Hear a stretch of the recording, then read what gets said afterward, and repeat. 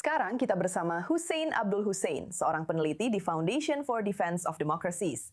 Hussein, kita sedang membicarakan front di Lebanon saat ini, dan itu berarti Hizbullah. Tapi bagaimana dengan negara Lebanon?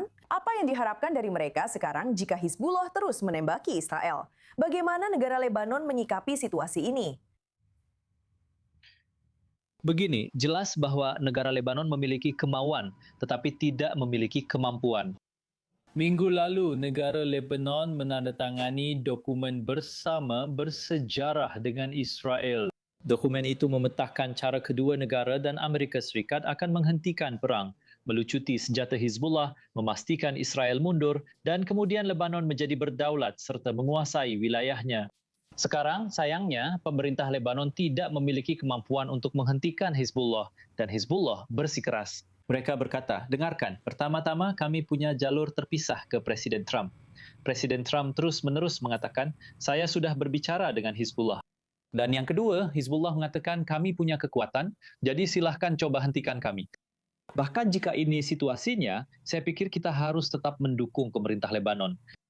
Fokus pada mereka, jangan membuka jalur informal dan dukung mereka. Cobalah untuk, Anda tahu, memberikan mereka alat yang mereka butuhkan untuk benar-benar melaksanakan rencana yang telah mereka sepakati dengan Israel.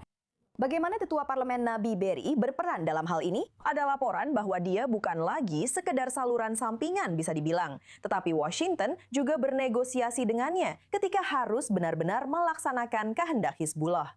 Tapi apakah itu berarti melewati pemerintah Lebanon sendiri, khususnya Joseph Aoun?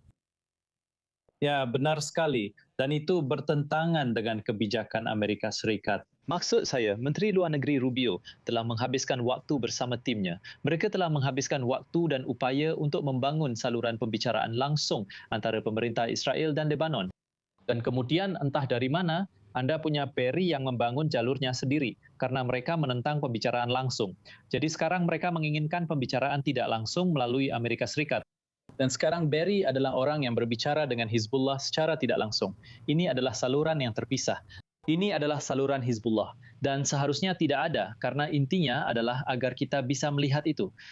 Pemerintah Lebanon adalah pihak yang bertanggung jawab dan yang berbicara atas nama Lebanon, bukan Hizbullah yang bertanggung jawab. Dan kamu tahu, bersama sekutunya, Nabi Berry. Bagaimana dengan warga Lebanon? Apakah ada tanda-tanda meningkatnya frustrasi terhadap cara negara Lebanon menangani Hizbullah atau bahkan terhadap cara Hizbullah beroperasi di negara itu?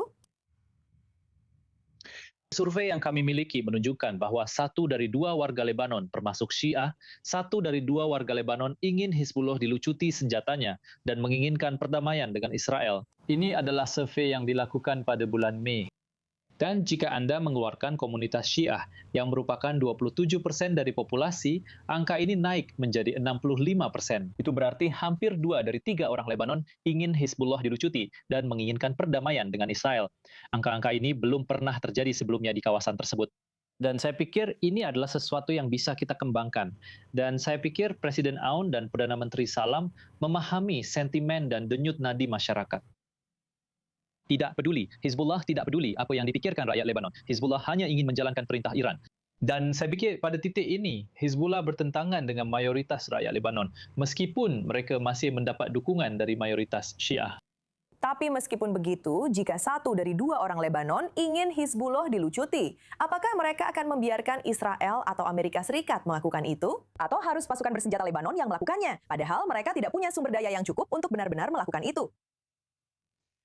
Saya rasa mereka tidak memilih-milih. Mereka paham kalau mereka tidak punya kemampuan, maka orang lain yang harus melakukannya. Saya rasa mereka tidak menentang ide untuk melakukannya. Saya juga rasa mereka tidak menentang jika CENTCOM membantu Lebanon melakukannya. Menurut saya pada titik ini, mereka terbuka terhadap semua saran dan semacamnya.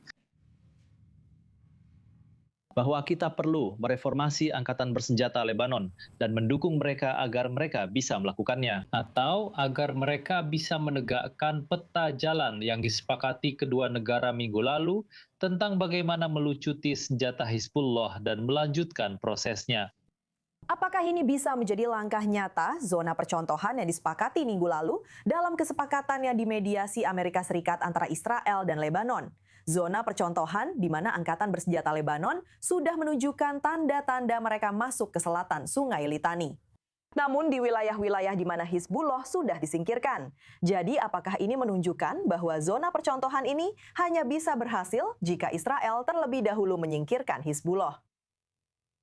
Saya pikir ini satu-satunya jalan ke depan. Saya pikir saluran resmi Washington dari pemerintah ke pemerintah, rencana yang kita miliki, menurut saya ini satu-satunya jalan ke depan. Perlu diingat, zona percontohan itu sendiri belum ditetapkan karena militer Lebanon belum benar-benar datang ke Washington dengan membawa peta yang sudah dipersiapkan. Tapi saya berharap ke depannya pada suatu saat pihak Lebanon tentara Lebanon akan mulai bekerja sama. Dan ketika ini terjadi, inilah cara untuk maju. Saya tidak melihat cara lain. Dan sekarang Anda tahu kenapa Hizbullah begitu keras. Pertama, merusak pembicaraan, menentang pembicaraan, menembaki Israel, membuat Iran menembakkan dan meluncurkan rudal ke Israel. Hizbullah telah berusaha keras untuk menjelekkan Aoun dan pemerintah, serta menghentikan pembicaraan, membuat saluran alternatif dan menggunakan rudal untuk memperburuk situasi agar tidak ada pembicaraan damai. Jadi perilaku Hizbullah sendiri menunjukkan bahawa apapun yang dilakukan oleh dua pemerintah Lebanon dan Israel adalah hal yang benar dan Hizbullah ketakutan serta berusaha menghentikan mereka. Hussein Abdul Hussein, selalu senang Anda bergabung bersama kami di I24 News English, analisis yang sangat menarik. Seperti biasa, kami sangat menghargainya. Terima kasih.